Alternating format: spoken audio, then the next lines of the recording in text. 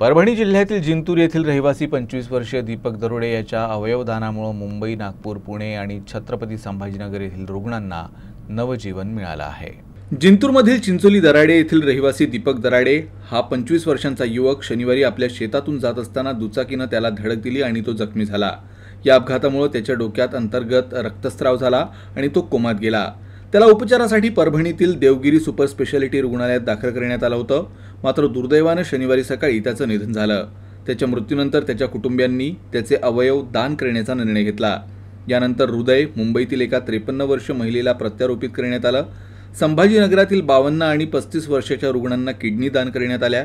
यकृत नागपुरातील एका 63 वर्षीय पुरुषाला प्रत्यारोपणासाठी देण्यात आलं। पुण्यातील एका 50 वर्षीय महिलेला फुफ्फुस दान करण्यात आली।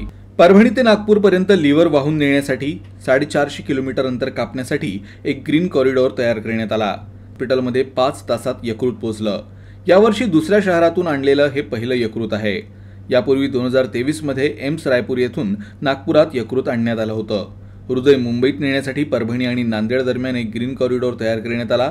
तेथून ते एका चार्टर विमानानं मुंबईत आणण्यात आलं। त्याचप्रमाणे फुफ्फुस दुसऱ्या चार्टर विमानानं पुण्याला नेण्यात आले।